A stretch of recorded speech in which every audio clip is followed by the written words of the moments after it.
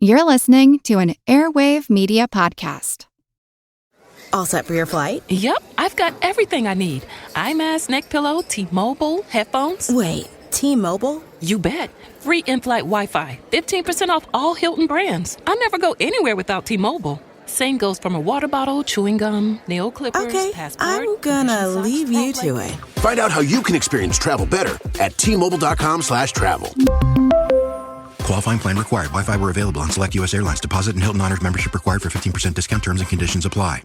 Say goodbye to your credit card rewards. Greedy corporate mega stores, led by Walmart and Target, are pushing for a law in Congress to take away your hard-earned cash back and travel points to line their pockets. The Durbin-Marshall credit card bill would enact harmful credit card routing mandates that would end credit card rewards as we know it. If you love your credit card rewards, tell your lawmakers, hands off my rewards. Tell them to oppose the Durbin-Marshall credit card bill.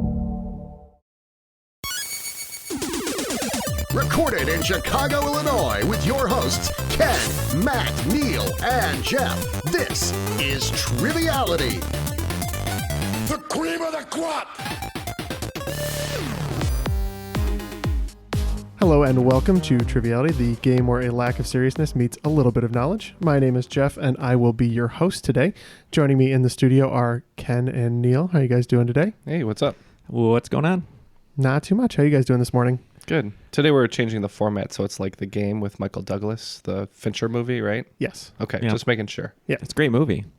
Good ending. If you don't know the ending, don't look it up. Just watch the movie. Yeah. Good start. Yeah, good start. And joining me through the interwebs, I'll start with our cruiserweight champion, Laura Scafati. How are you doing today, Laura? Hey, good. How are you? And you're coming to us from Dover, New Hampshire. That's correct? That's right. All right. Why don't you tell us a little bit about yourself, how you got into trivia, and how you found our show? Sure. So how I got into trivia, I started going to a bunch of trivias in 1 week. It was a trivia pub crawl back when I lived in Manchester, New Hampshire. So we went to a bunch of them, and then from there I just really started loving trivia, started seeking out podcasts to do with trivia, and that was back in 2014. So Sounds like a serious test of your trivia medal and also your sobriety. Because you're going from one to another, doing one trivia after another. Oh, man. Yeah, we can barely keep on top of the one we try to go to a week. And this is just coffee. Yeah, that's true. Well, and you'll see Laura in 2019 on the zombie trivia pub crawl where everyone's dressed as zombies doing trivia on a pub crawl. I would be totally on board for that. Let's do this. All right. And also joining us, our Intercontinental Champion, William Travis, coming from Irving, Texas. How you doing, William? Hey, great to be on. I'm glad to have you. Why don't you tell us a little bit about yourself and, your backstory, how you got into trivia and the like? So I'm a tax attorney from Irving, Texas. Getting into trivia, during high school, I did probably the dorkiest trivia variant ever. I was on the Curtamen team in Latin class. Oh. So basically, they will ask you a whole bunch of questions about Latin, Roman history. They'll ask some questions in Latin, and you buzz in. It's kind of like if you ever saw that movie, The Emperor's Club. Yep. Except it wasn't dorky enough that we had to wear togas or anything. But yeah, so that was my sort of quiz bowl equivalent that I got into. Lucky for you, Jeff's questions are all Latin related today. Oh, sweet. Oh, I took Latin. We're in trouble. They were in big trouble. It's appreciated that you're wearing a toga today on camera. Oh, absolutely. You can't prove otherwise. Well, right. Well, you guys chose a great name for your team. Why don't you let us know what that is? So it's a death and taxes because I am a tax accountant and he's a tax attorney. So it made sense. A state tax attorney also. Yeah, I deal with lots of dead people. So literally death and taxes. Death and taxes. Well, today's episode brought to you by M. Night Shyamalan. Well, our team name, me and Neal, is going to be a little morbid as well. I went to the movies early yesterday with Neal's brother, and we saw Mortal Engines by his request. And suffice to say, it's the worst movie I've seen all year. But to make matters worse, the screen actually went down with about 5 minutes left in the movie. So it's incomplete. I've seen about 95% of it. And now I'm just like hanging on the edge, waiting to finish it due to my completionist nature. But I don't want to because it's terrible. But Morbid Engines will be our name. That sounds good. Well, maybe when you see the last 5%, it'll have like a complete turnaround. It'll be the most brilliant ending of all time. One could hope. Yeah. Before we get started, just want to say thank you to both Laura and William for being a Patreon supporter. We really appreciate all the support over there. Yeah, my pleasure. If you guys would like to join them, you can go to patreon.com/Triviality Podcasts, where we have a brand new set of updated perks. And we'd love to get your support over there. New bonus episodes once a month, as well as opportunities to be on the show, whether recorded or as a contestant. So, all right. Well, I think if we're all ready, let's get it started by throwing it to the rules guy. The rules of the game are simple. 20 questions split into 2 rounds worth 10 points apiece. At halftime, there'll be a special swing round designed by this week's host. After regulation, players will enter the final round with the points that they've accumulated and will have a chance to wager 0 to 30 points on 5 categorized questions. At the end of the game, someone will be named the cream of the crop. The cream will rise to the top, oh yeah. All right, ready to get started here, Jeff? Yeah, I think so. Without further ado, let's start with question 1. William Shakespeare is famous for his wit and for some of the most enduring turns of phrase in the English language. In an exchange between Shylock and Portia, Portia states that as repayment for Antonio's debt, Shylock, as per their agreement, is entitled to a pound of flesh from Antonio, but must do so without drawing blood. In which Shakespearean play does this exchange occur? We'll just go ahead and lock in. Yeah, it's Merchant of Venice, right? Sure. I'm pretty sure me. that's the one. Yeah, lock it in then. Okay, we're locking in with Merchant of Venice. Yep, me and Neil had the same inclination, Merchant of Venice. Yep, and both teams on the board. First question. Way to start strong. Wasn't Al Pacino in a version of Merchant of Venice? He was. Yeah, Pound of flesh. Ooh, give me that. Just when I thought I was out, they pulled me back in. It's like, Al, you're not even saying Shakespeare anymore. It's like, just let him do what he wants. All right, excellent. On to question 2. We think one of the necessary conditions for supporting life is to have some amount of liquid water on a terrestrial body. If this is true, one of the most promising places we could find life in our own solar system is on which of Jupiter's moons? This moon is believed to contain an entire ocean beneath its 100-kilometer thick frozen crust. We're just going to go ahead and lock in on this one as well. We got the 4 Galilean moons. We got Io, which is volcanic. You got Callisto, Ganymede, and Europa. I think Callisto is rocky. Seem to remember Europa having ice, but I think Ganymede also has ice. Been watching The Expanse, and it's like ice covered. So I don't know if there's water. So there's under like that. a thick frozen crust, so it's known for being icy, right? So yeah. It's occurred to me I should have thought about this a little more. Europa is the one that's coming to me the most. Let's go with that. That sounds like your gut instinct, so that sounds right. Yeah. Okay, so we're going to lock in. Yeah, lock in with Europa. All right. Well, we locked in right away with just a quick guess of Io, but should have thought about it more because they use these locations a lot in the sci-fi anime series Cowboy Bebop, and Ganymede is a water planet on that show. But I don't know if that's correct. But we locked in with Io. Unfortunately for the team here at Triviality, the correct answer is Europa. Okay. See, I was wrong on all accounts. The only thing I was going to bring to the table is anytime there's a question about Europa, I think of the production company Europa, which has nothing to do with any. But there is I think a ferry coming out of water, so I should have pulled that. I didn't. All right, on to question 3 then. In the fall of 1997, Ben Folds 5 had their highest chart-topping hit in the U.S. with what song, which reached number 19 on the U.S. charts and number 6 on the alternative charts? Yep. Okay. Hopefully this will work for us today, the strategy. If we know it right away, we're not going to talk about it. We're locked in. I have no idea. I just remember the song that he did on Chat Roulette at a concert, and then yeah. I remember he did a certain cover of I think NWA or Eazy-E's song, which will go nameless. Gosh, I cannot name a single Ben Folds 5 song. I know. I'm trying to think. I'm like, all right, what's a Ben Folds 5 sounding name? Know when to fold them. Yeah, that's a good one. I remember that one. All right, I'm good with that. That's the best I can Yeah. do. All right. Know when to fold them. All right. Final answer. All right. Well, actually, I was talking about this song a couple days ago. We were talking Christmas songs, and I said, technically, isn't "Brick" a Christmas song? So okay. we're gonna go with "Brick." Yeah, I mean, it does have in the lyrics a specific mention of getting up. It's near Christmas, and It's a Christmas song. "Brick," yeah, by Ben Folds 5. Okay, yeah. I have heard of that. Terrible. It's a sad Christmas song. It's pretty sad. Yeah. All right, on to question 4. Penning books such as Just a Geek, The Happiest Days of Our Lives, Hunter, and Dead Trees Give No Shelter, which actor is more likely known for roles in Stand By Me and Toy Soldiers? Okay, so Toy Soldiers. I don't know Toy Soldiers. I can pretty much tell you the cast of Stand By Me, though.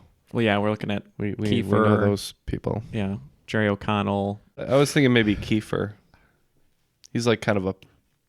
I mean, he's a music guy. I don't know about... He's a man of many interests. Who are we forgetting? There's two that I always forget. We could go Kiefer. I don't think he's done... Is he in Toy Soldiers? Toy Soldiers is really... I was thinking Small Soldiers, but Toy Soldiers is really messing with me. All right, we're locking in with Kiefer Sutherland. All right. Well, we went through all the actors in Stand By Me, and there's one that we're forgetting. But we went through River and Jerry O'Connell and Kiefer, and Ken was like, it sounds like Kiefer might be the right answer because he's a man of many talents. So we also went with Kiefer Sutherland. Well, unfortunately, Kiefer Sutherland is in Stand By Me, but he's not in Toy Soldiers. If I told you this actor is probably best known for his role in Star Trek The Next Generation, would you have it? Oh, it's not Jonathan Frakes? No, it's... oh, no, Will Wheaton. Oh, my God. It's Will Wheaton. No. Oh, I knew he was in that too. Oh my god. I forgot he was in Stand By Me. I totally forgot about Will Wheaton. All right, on to question 5. I'm going to give you the first synopsis of a film that shows up on IMDb, and I want you to just give me the film title. All right, this is a 2017 film. A couple's relationship is tested when uninvited guests arrive at their home, disrupting their tranquil existence. Okay, I've got it. I think I know what it is too, but you can lock it in. Unless you want to talk it out. Let's talk it out just to make sure. Okay. Consensus. I'm trying to think of home invasion movies. Or uninvited guests, though. That's got to be like a cartoon thing, right? Or like little creatures. I don't know. I don't think in the synopsis of a kid's movie they would put their relationship as tested. Yeah, that's true. Man, I know I've heard it. Yeah, it's bugging me. Let's just say the Strangers sequel. Okay. What's it called? Strangers. I don't know if it's Strangers Pray at Night. Strangers 2. Let's go with that. Okay. Okay, so we were down to 2 movies. We thought about Get Out and Mother. I actually did not see the full movie Mother, but I just remember the first 30 minutes of it where Ed Harris shows up and all hell breaks loose. So for me, that was the one that fit the plot most closely. So we locked in with Mother. All right. Mother. Yeah, we couldn't think of anything that clever.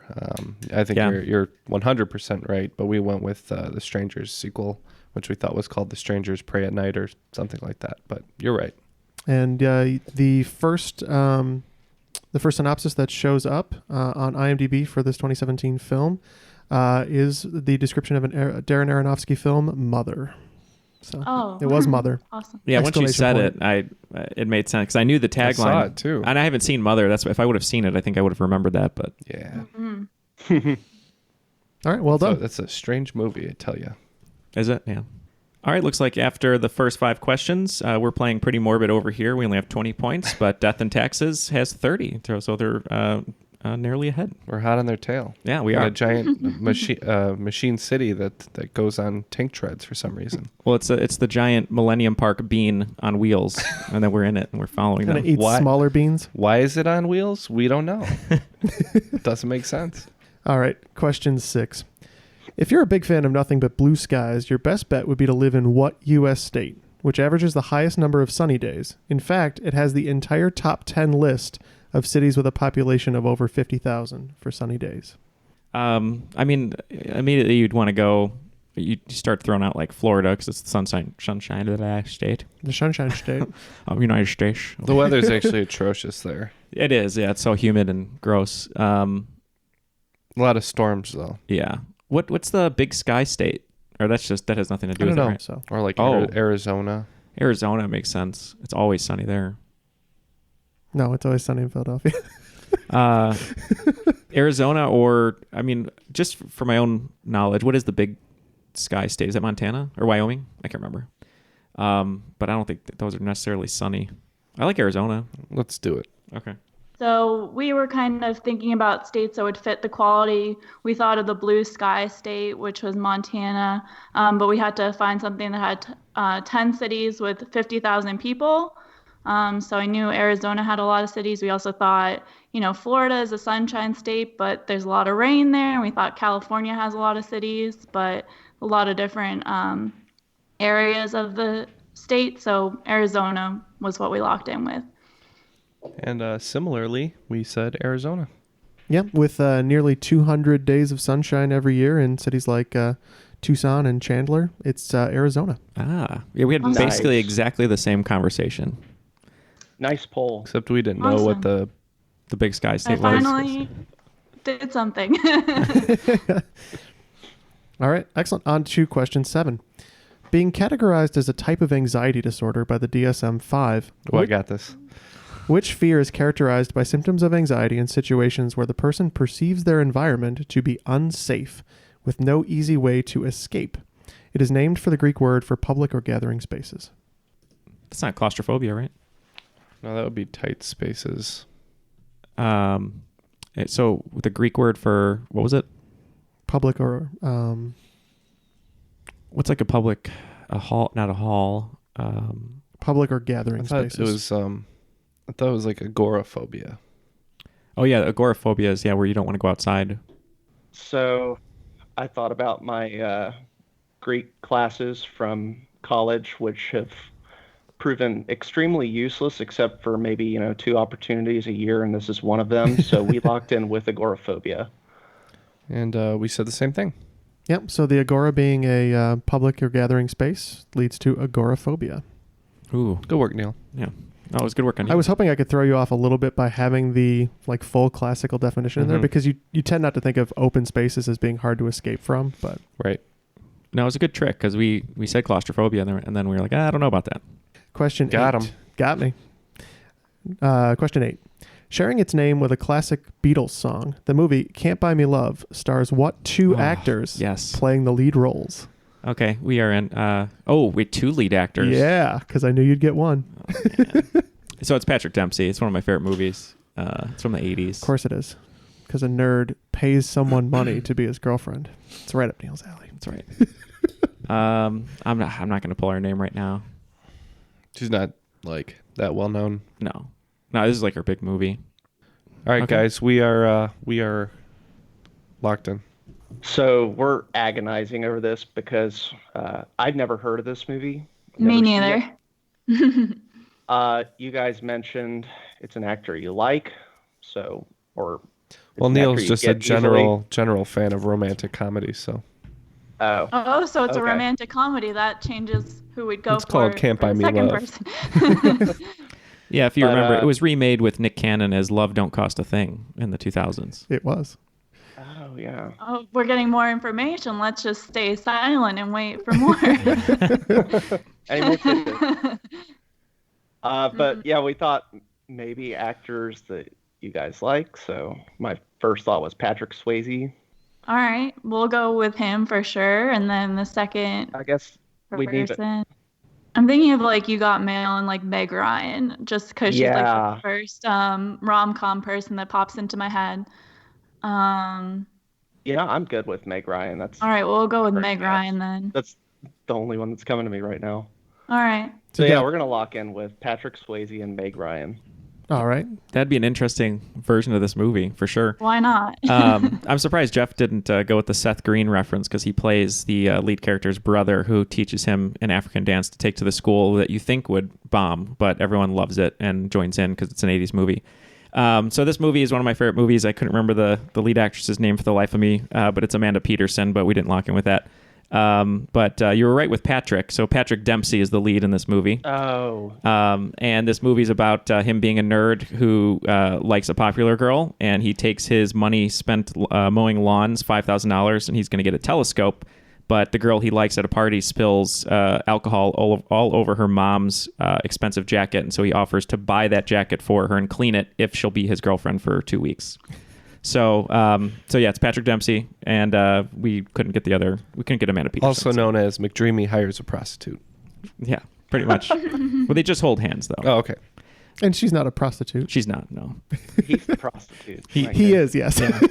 Yeah, and if you've seen Easy A, I guess he's the one spending money. So true. If you've seen Easy A, the ending with the lawnmower where they're riding around with the cowboy hat, that's taken directly from Can't Buy Me Love. That's the ending. For the record, Neil, the tie-in that I wanted to make reference to was there's a scene in Community where they're trying to set up Abed, and one half of the table only is familiar with the Love Don't Cost a Thing, and the other one is Can't Buy Me Love. And Joe McHale says, "We're not Can't Buy Me Love Me or Don't Love Don't Cost a Thing anybody here."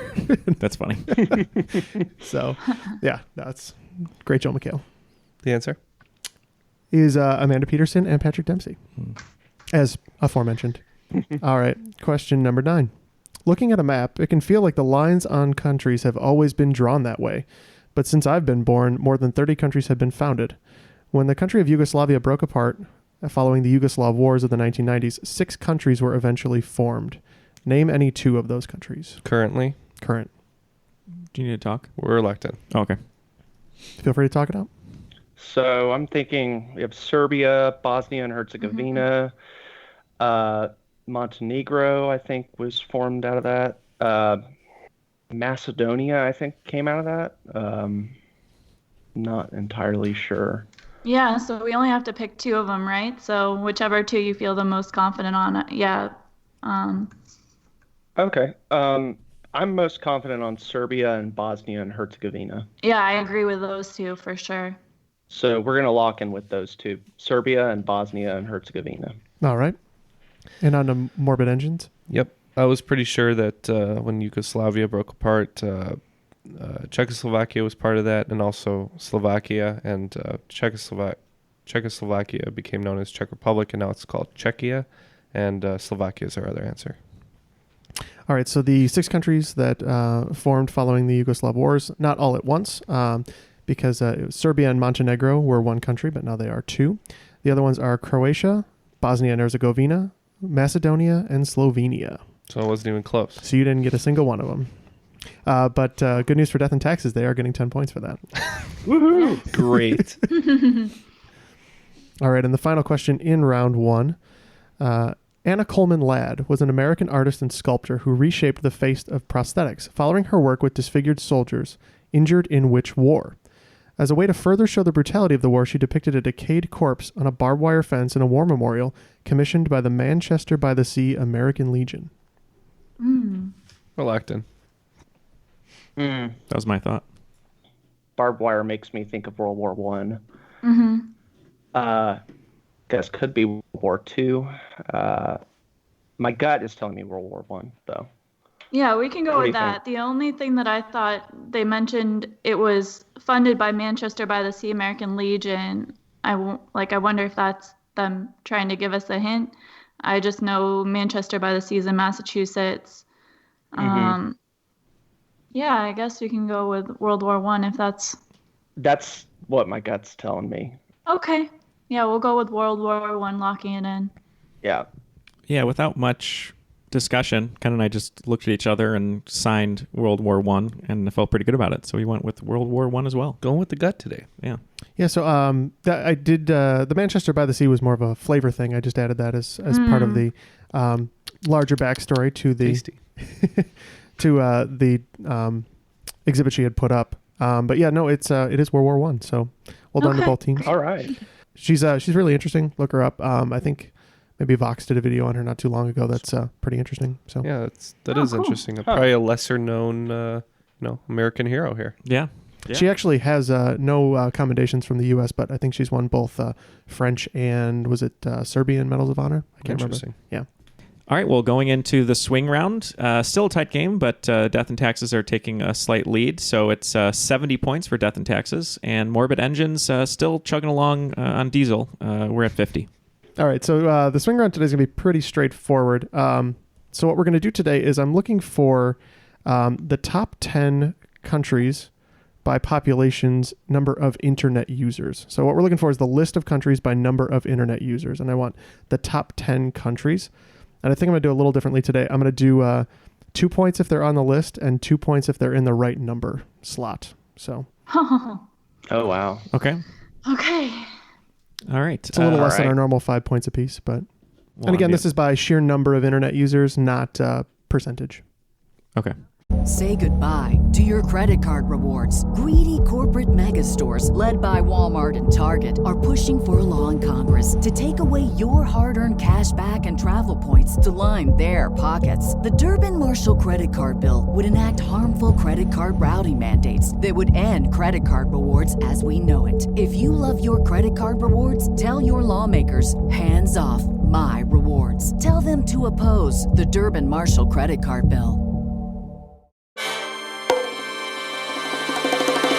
Welcome to From Beneath the Hollywood Sign. If you love old movies, Hollywood history, or the golden age of filmmaking, you've come to the right place. This is the podcast that talks about amazing stories of Tinseltown from another era and fascinating conversations with writer-producer Steve Cubine and actress-writer Nan McNamara. One particular argument, he ended up dislocating Ava's jaw. Ava, she was such a tough cookie. Rather than cry or scream or anything like that, Or call the police. Or call the police, like she should have, exactly. What does she do? She takes an ashtray and she knocks him over the head and knocks him unconscious. That's how she fought back. She didn't know what to do, so she called Louis B. Mayer. I think I've killed Howard Hughes. What do I do? Revisit a time when the pictures were still big and everyone was ready for their close-up. When you want Tyrone Power instead of Tom Hardy, Jennifer Jones instead of Jennifer Lawrence, or Robert Mitchum rather than Robert Pattinson, then From Beneath the Hollywood Sign is the gin joint for you.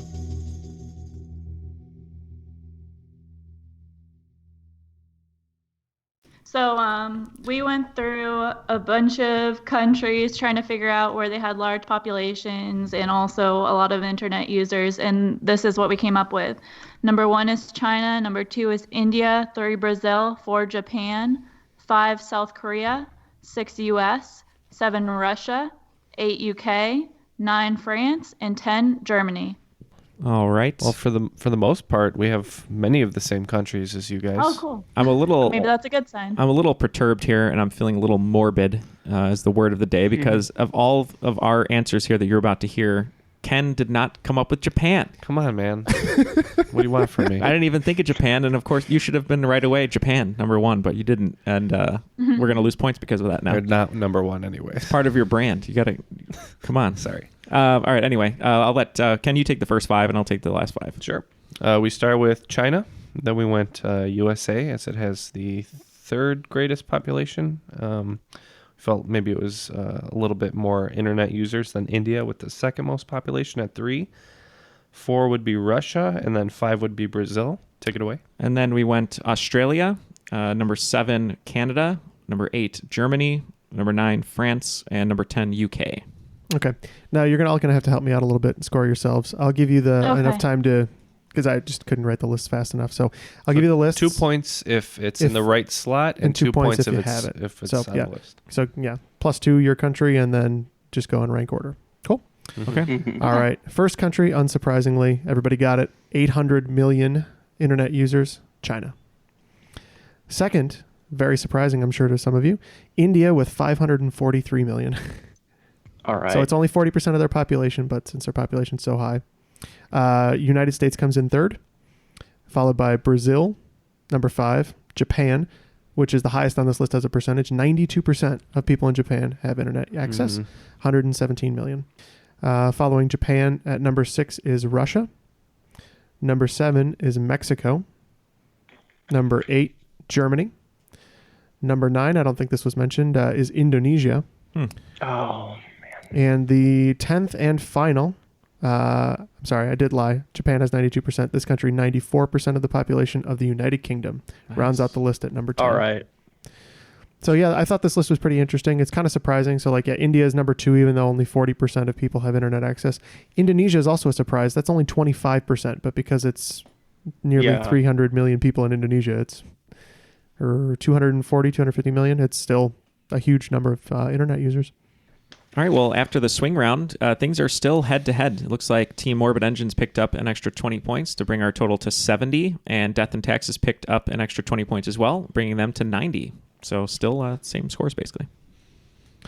All right, so following the swing round, we'll kick it off into round 2 with the first question. If I saw this actor on the street, I'd only be able to say, hey, you were that guy in the Star Trek movies and 13 Days and I, Robot.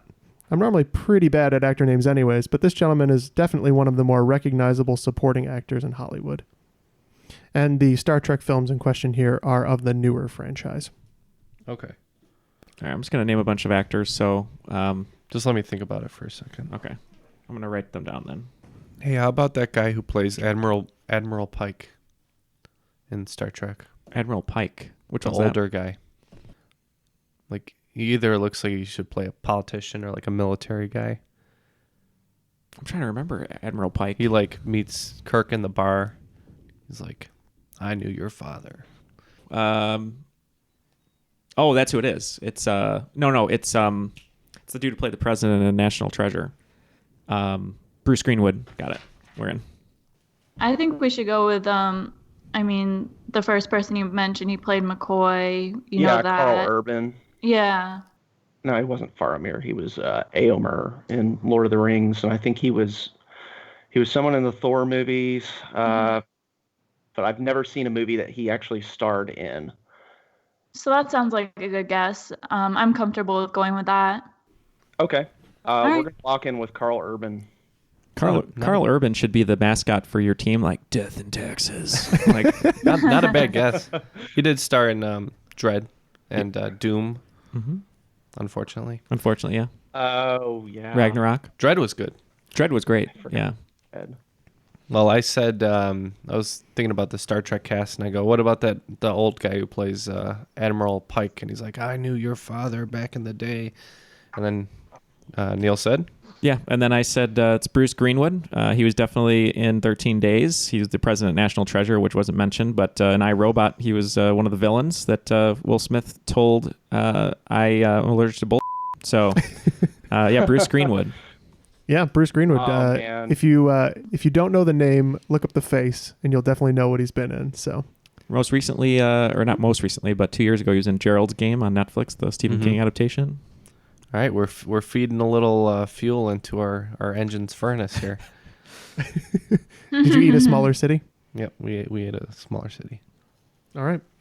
On to question 2.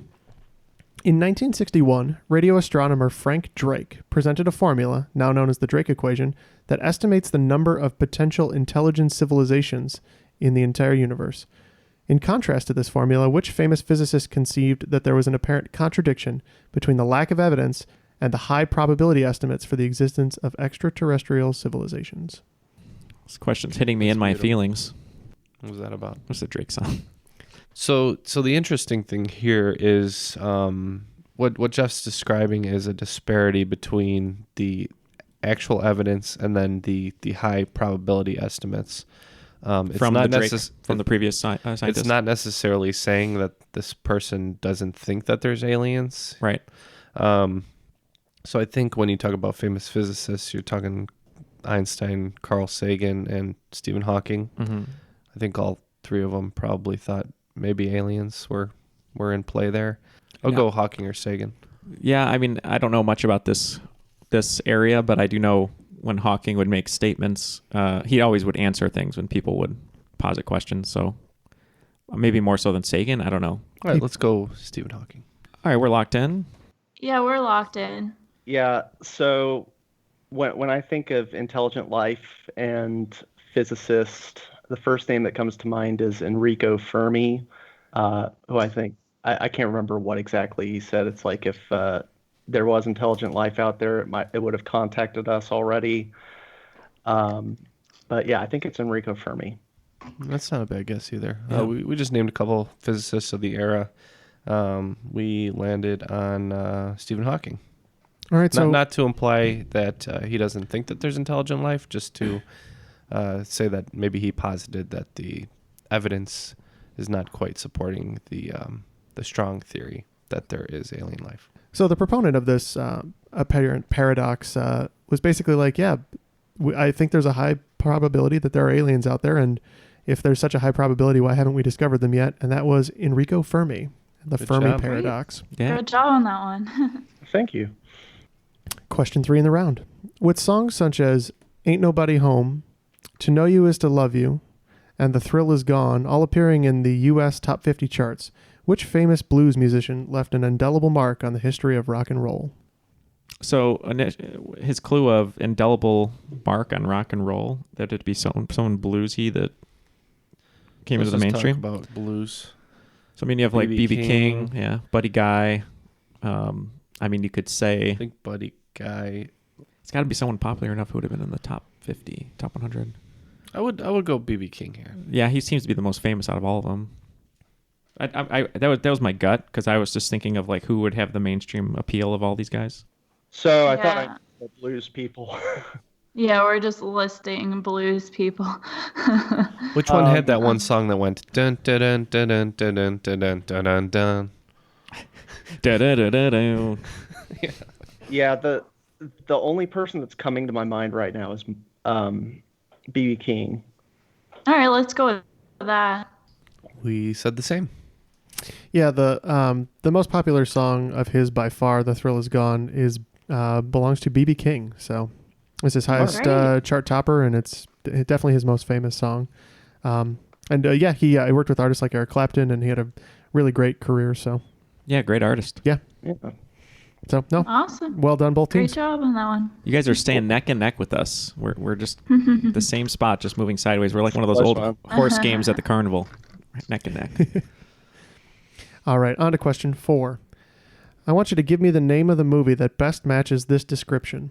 A chronically depressed Matthew Perry, working as a screenwriter, desperately tries to cure his condition when he meets the girl of his dreams. Locked in. See, it's a romantic comedy. You can't do this to me, Jeff. Is it a romantic comedy? Oh, yeah. Mm-hmm. Was he in Fools Rush In? Fools Rush In. I haven't seen it. I don't know. So many romantic comedies. Gosh. The only reason I know Fools Rush In is because I see it on my Roku all the time. For some reason, it's like now available. And Let's go with that. I think it's Matthew Perry on there. They're like, somebody please watch Fools Rush In. Yeah, that's the only movie I can think of with him in it. You know, I know that's him a from good Friends, guess as any. Yeah. Yeah. All right, we'll go with Fools Rush In. All right. And Neal was very confident on this one. What did you guys say? I too was confident in Fools Rush In. Neal? Yeah, that's not it.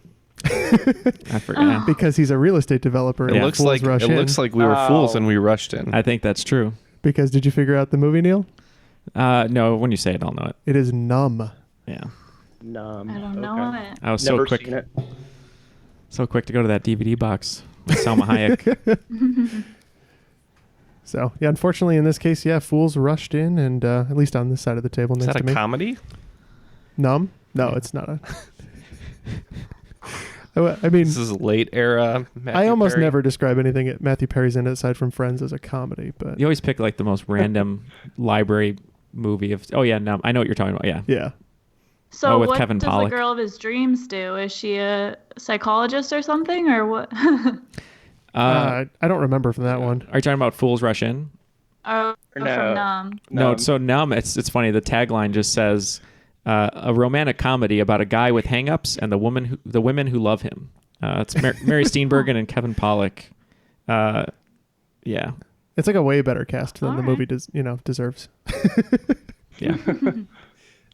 Question 5. What American luggage and handbag design company, founded by Barbara Bacagard and Patricia Miller in 1982, has its home in Fort Wayne, Indiana? The company produces a variety of products including women's handbags, luggage, and travel items, in addition to fashion, home accessories, and unique gifts. Yeah, that's a good... Vera Bradley's good. So not only luggage... It doesn't sound like it's like a luxury item, you know? Yeah. So with Vera Bradley, it seems like a Midwest thing. Like it's really, really loud and bright for no reason. Yeah, I'll wanna go trust with that? on that. Yeah. All right. I have nothing. So we're locking in with Vera Bradley. I feel like we'd be a great pub trivia team because we're always either on the answer together or right near it, or one of us gets it. So Ken immediately was like, my favorite handbag designer is Vera Bradley, and I said, I can't disagree with you. So we went Vera Bradley. I may have cheekily omitted part of Barbara's name because her full name is Barbara Bradley Bakkegaard, and that is Vera Bradley. Cool. Nice. Great job. That's right. Thank you. Let's do a score recap. Let's see. Each team adds another 30 to their scores this round so far. And that brings us to Neal. That would be 100 to 120. Nice close game. I know we haven't inched up on them. We have to take. Well, we got one and then we missed one that they got. So and then we both rushed in foolishly. Yep. Death in Texas has the slight edge then going into the second half of round 2. All right, I'm going to give you the opening title card. I'm going to read the opening title card to a film, and I want you to tell me what movie it is. Okay. Mm-hmm. This is not going to be a long time ago in a galaxy far away, just for the record. And now we've learned Jeff's movie tastes here are almost straight to video movies that no one's heard of, famous actors.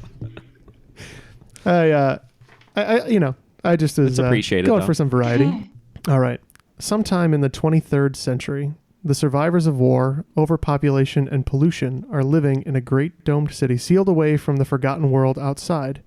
Here, in an ecologically balanced world, mankind lives only for pleasure, freed by the servo mechanisms which provide everything. There's just one catch. Life must end at 30, unless reborn in the fiery ritual of carousel. Oh my gosh. I know this. The fiery ritual of what? Carousel. Oh my gosh. Okay, I heard about this on a different podcast, I think. I've never seen it, so all I'm going off of is I thought Logan's Run had that age caveat. Yeah, I was trying to think of other movies that had the age limit, and then the fiery carousel thing is kind of throwing me off. But living in the dome, Logan's Run was in space though. Yeah, I can't think of anything off right now. Let's go with Logan's Run. That's fine. Do you remember it being an old movie or a recent movie? It was an older one, but I think that sounds right for some reason. Elysium came out probably 5 years ago or 6 years ago. It was Neil Blomkamp. Why Gosh. did I think it was older then? Suspiria. I think there's It has like a name like that for body sure. horror movie, and they just remade I think it. Elysium. Like I want to go with that because that for some reason that sparked something. But Gosh. Yeah. what was the other one you were going to mention? The one that starts with S. Suspiria. That sounds good too. Like, do you know anything about that one? Oh, it had something. I've seen the previews for the remake, and it had something to do with modeling and like body horror. I've never seen the original. I have no idea. You know what? It's about. Let's go with that one. Okay. Yeah. I think they had something to do with like, I don't know. They'll tell us, I guess, but they have to be reborn at 30. Do they use like the body parts for something else? Remodeling? I don't know. But we can go with that one. Okay, I'm good with that. Okay. We're gonna lock in with Suspiria. So Suspiria actually was about dance. Oh yeah. Yeah. Like witchcraft, right? Yeah, and the remake of the Dario Argento movie. But Ken, we were trying to think of things. I'll let him talk about it. But the movie, it actually is. It's funny because Hollywood's been trying to remake this for like 25 years, and they can't get anyone to actually get this movie made. But I'll let Ken take it. Yeah, I've not seen this movie. I just knew somewhere in my brain tucked away that the movie Logan's Run had that age limit thing attached to it. I don't even know what the movie's about. I just for some reason knew that. Yeah, the title card basically says the plot to the whole movie, and not really, but it definitely gets it going. That is Logan's Run. Oh man. So, oh man. Well done, you guys. Heard of it. They've definitely been trying to remake it. Has a young Michael York, who you might know as Basil from Austin Powers. Basil Exposition. And a young Farrah Fawcett. Yeah. And Jenny Agutter for anybody who lives in the UK. Speaking of Michael York, I just love that character was called Basil Exposition, and he just spouted exposition that whole movie. It's just brilliant. So good. I have to rewatch that original one. It's been a while. Yeah, it's pretty good. All right. So on to question 7. This 1991 Queen single is also a common phrase whose origins are uncertain, but it's believed that the phrase had origins in the circus. I know they did a photo shoot. There's video footage of him doing a photo shoot, and he's like really sick. I think it was the last public appearance he had, and it might have been for that album, maybe. They did some posthumous releases. Oh, that's possible too. Yeah. All right, we are uncertain ourselves, but we are locked in. I used to listen to the Queen's greatest hits album as a kid, and I think like the last track on there was "The Show Must Go On," and that seemed fittingly circus-y. So we locked in with "The Show Must Go On." Yep. We just had to guess on this one. We said the greatest show on earth, but once again, we think we're gonna lose our advantage and catching up to you guys. So the song was the 12th and final track on their 1991 album Innuendo, written mainly by Brian May, but the song chronicles the effort of Freddie Mercury continuing to perform despite approaching the end of his life. And this is "The Show Must Go On." Good job.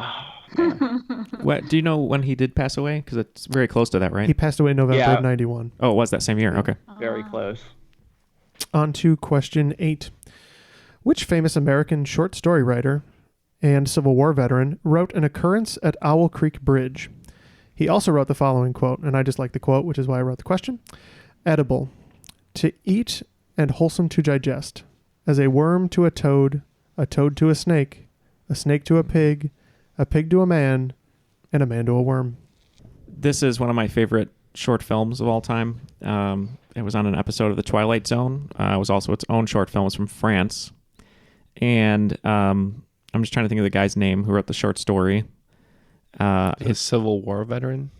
Yeah. So the story of Owl Creek Bridge, I mean, it's so old, doesn't really matter, but it's basically a guy is going to be hanged by the Northern soldiers. He's a Confederate soldier, and he's going to be hanged, and then he drops down off a bridge, Owl Creek Bridge, and then he escapes because the rope breaks, and he goes to find his family. And then, spoiler alert, it's one of the greatest endings of all time. He goes to his family, and right before he gets to his family, he feels his neck tighten, and he was reliving it, thinking of like his dream, and then he hangs. So it's Ambrose. His first name's Ambrose. I'm just trying to think of his last name. Because I don't even know this guy's work other than this. This is the only thing I know of his. I have no idea of his other poetry. Ambrose. Yeah, I just heard about this guy on a podcast too. It starts with a B. Ambrose Bowden Brown. Don't get hung up on that. You think you're right? I think it is a B. Ambrose. Let me think. Ambrose. He was like a general. Like he was not just like a foot soldier. He was a. I heard know. this whole story about him. Black. Well, Ambrose Pierce or with a B, because then you said a B. Ambrose Pierce or Ambrose Bierce? Beers. I can't remember. I don't even know. We don't have to spell it. So, let's go because you said it was with a B. So, Beers. Bright. Ambrose Bierce. Bryce.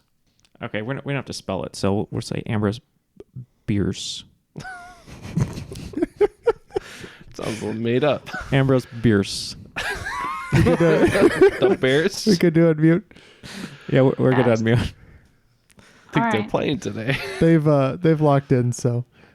All right, so we didn't have any names coming to us immediately. The only thing that I could think of after thinking of short story writers from around that time, I don't even know if he wrote short stories, but I know he had kind of a bitter wit, would be Ambrose Bierce. So we locked in with Ambrose Bierce.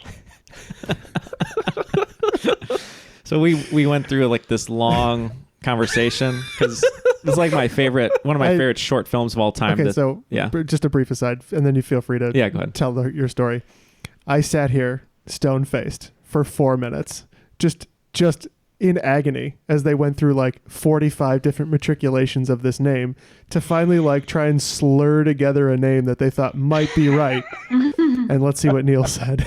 Well, yeah, I previously said something about the short film, which I'm sure you guys will hear it later. But yeah, we knew it was. I knew it was Ambrose, and I couldn't think of the name. And then Ken was like, I think it starts with a B. And then we went through the alphabet of B, and then the next letter, and then we were like, could it be Pierce? And I was like, well, you said B, so what about Bierce or Beers? And we're like, we're not going to be able to spell it. So we said, how about Bierce? So we said Ambrose Bierce. Like the Bears. Pronunciation poorly aside, I will accept the correct answer of Ambrose Bierce. Nice work. That was some serious subconscious effort there. Like, I was just like, I hope you didn't get it. I kind of remembered it sounded like Pierce. Because like Neal, it was a weird... Neal wrote the alphabet out and then it was going through and he's like, Biersch, and he just glanced over it and kept moving, and I was like, if they don't get it, that stays in the final edit. So. You can't make that up. Oh my god. Strange Occurrence at Triviality Bridge. Thanks for the episode title. All right, on to question number 9. What is the name of the novel written by Franz Kafka, published posthumously, that centers around the story of Joseph K., a man arrested and prosecuted by a remote, inaccessible authority? The novel was published as an unfinished work, although its final chapter does bring things to a sort of close. We're locked in. We are locked in. So I have gotten this one wrong before. Oh, no. Do you know? Are you having an existential crisis right now? Yeah. So I'm thinking Franz Kafka, the one thing that came to mind, of course, was Metamorphosis, Right. which obviously isn't right. Right. That was how I got it wrong last time. It was coming in your head. Yeah. Oh, did you? Okay. Yeah, I know that that's not the one. A man arrested. Does the trial sound familiar? I seem to remember. Oh, that does sound right. So, yeah, we're locking in with the trial. Well, we just can't catch up to you. We went with the trial as well. Ken's a huge fan of Kafka, so I made sure to write this question. And no, you are correct. It is the trial. Hey, Jeff, that question was very Kafka-esque. It wasn't. All right, I avenged myself there. It was about Franz Kafka. Never get it wrong again. I'm trying to remember if Orson Welles did a adaptation of the Bears. Of the Bears.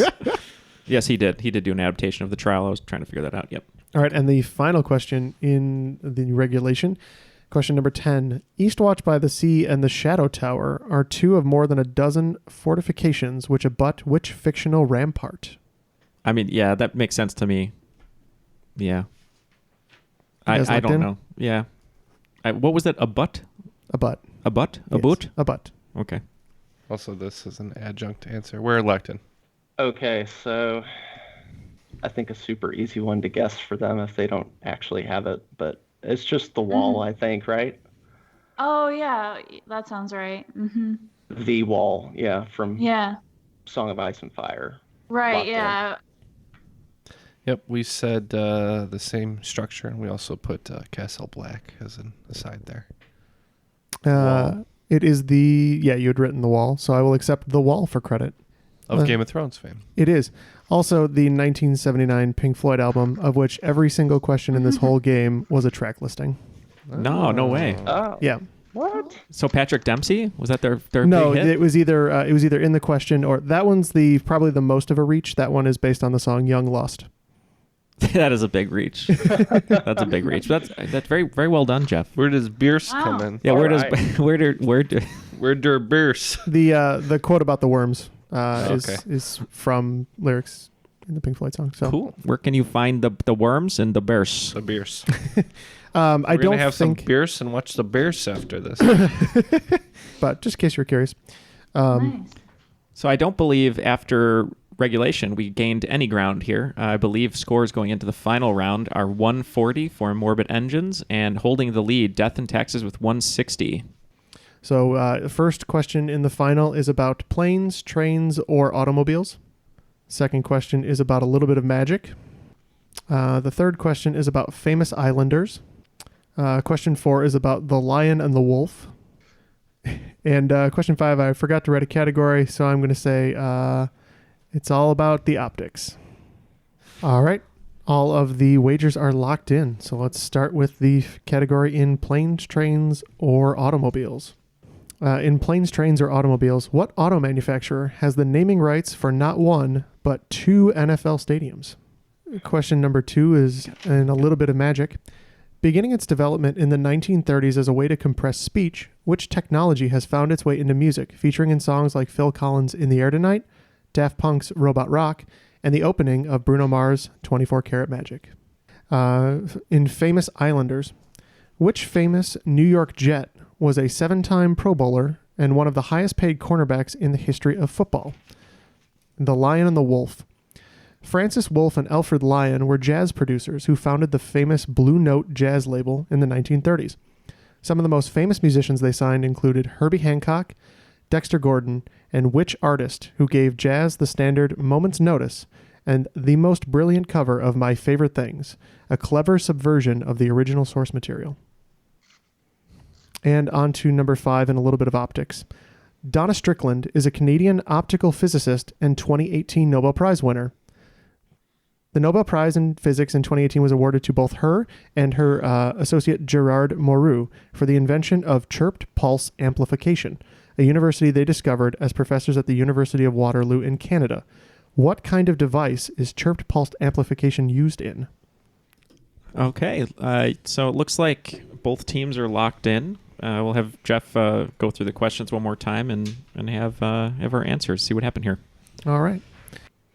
The first question was in planes, trains, and automobiles. And again, I was asking what auto manufacturer has the naming rights for not one but 2 NFL stadiums. Let's go to the low wager of 0 on this one. We will start with Morbid Engines.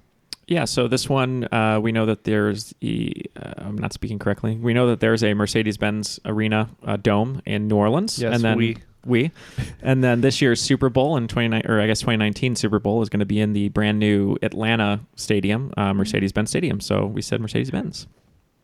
Right, and we also said Mercedes-Benz. I got my Saints shirt on today. Who dat? Yeah, and I was in Atlanta earlier this year, and I remember seeing the new stadium there and remembering it was Mercedes-Benz, so that's why we went with it. All right, and so they had wagered 5 on that. So both teams with credit, so they'll be gaining 5 over there at Death and Taxes. And Morbid Engines, nothing gained, but you did have the right answer, so well done. On to question 2. That was in a little bit of magic, so I wanted to know, beginning in the 1930s, as a way to compress speech, what technology found its way into pop music? So I will start with Death and Taxes. They wagered 5 on this one. We said auto-tune. All right. And Morbid Engines wagering 30, so hopefully they got it right. What did you guys say? We said the vocoder. All right. So it is both a technology and a, I guess, musical instrument. Depends on how it's done, how it's played, which is what caused a lot of confusion here in the studio. But it is the vocoder. So you guys have it right. And just to be clear, it is the thing where you put the tube in your mouth and you go wah, wah, wah, wah. I think there's several iterations. But of it. it's also any vocal sound that's reproduced by selecting a tone on an instrument. It's also, well, it's a technology that they were originally using as a way to get like data transmissions across. So it's literally stands for vocal encoder. And you can do it live through basically let's do it live. You can do it live through like a tube and process it live, or like Ken was suggesting, you can basically run a MIDI file over it and I see. compress the speech digitally. So I prefer the tube. I want to do a whole episode with a vocoder in my mouth. I think the answer is beer. That was a much better one. Sorry. We call it Triviality Comes Alive. All right. And question 3 had to do with famous Islanders. Ken wanted to know if I was being a little cheeky when I did the categories. This one I certainly was. So which famous New York Jet was a 7-time Pro Bowler and one of the highest paid cornerbacks in the history of football? So low wagers here go to Death and Taxes. They wagered 0. But what did you have to say?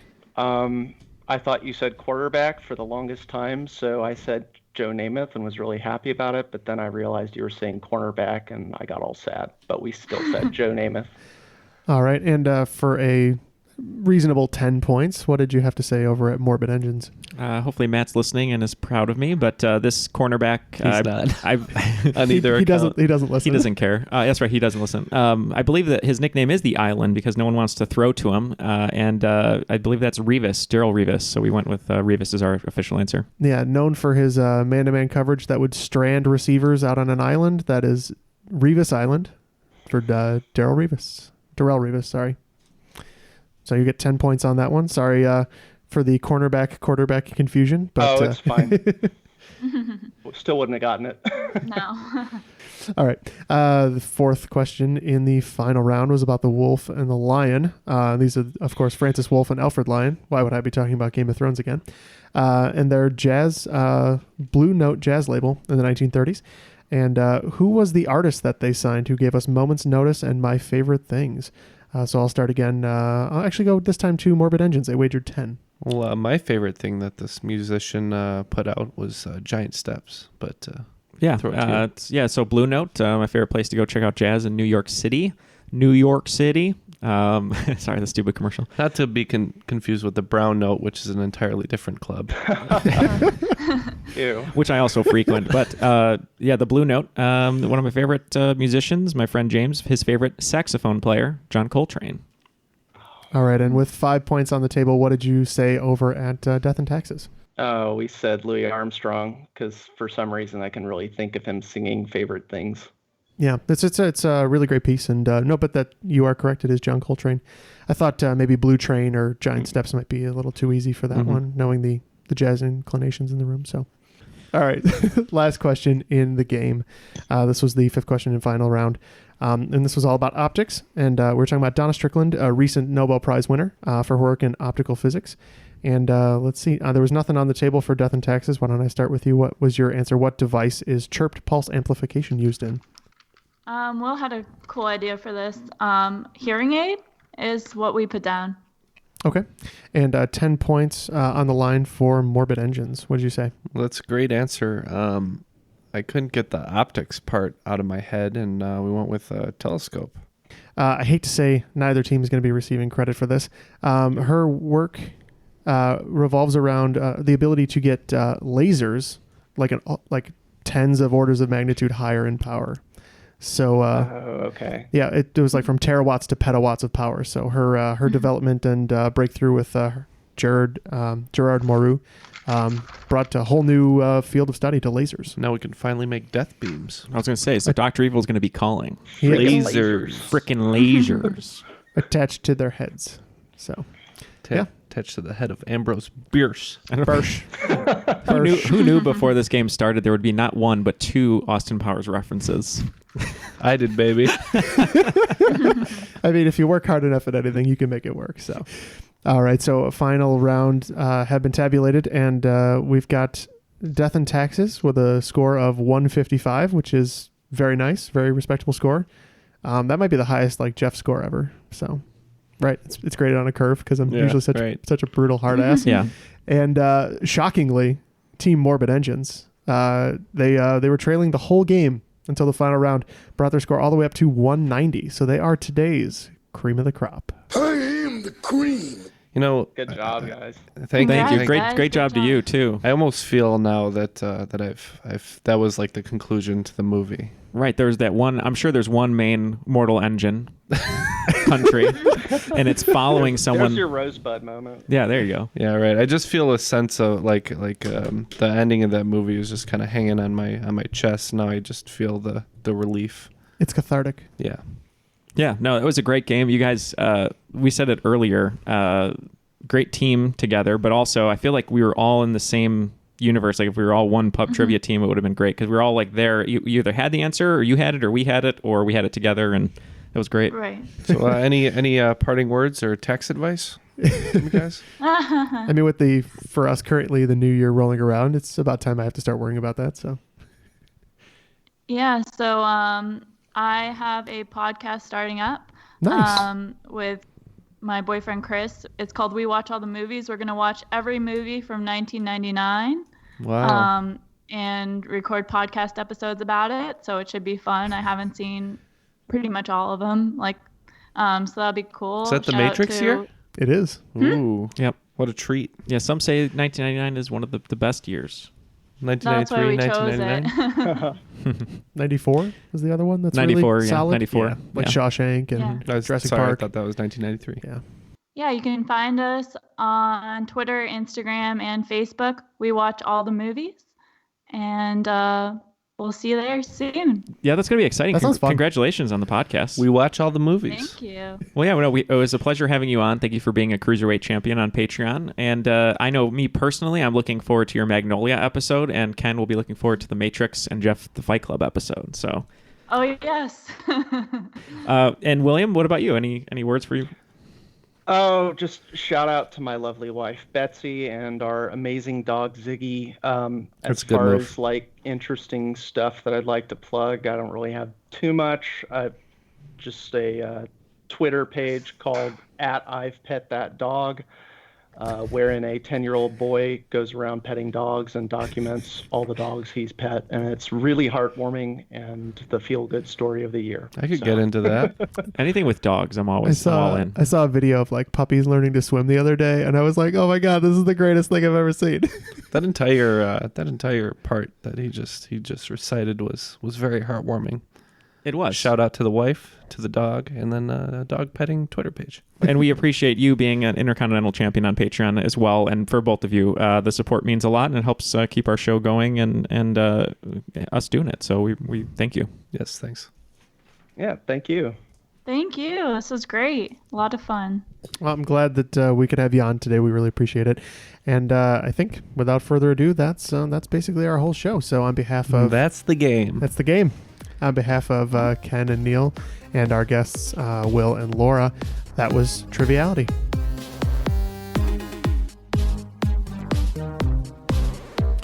All right. I had my first kiss to John Coltrane, too. There's a little Neal story. Did you really? I think so.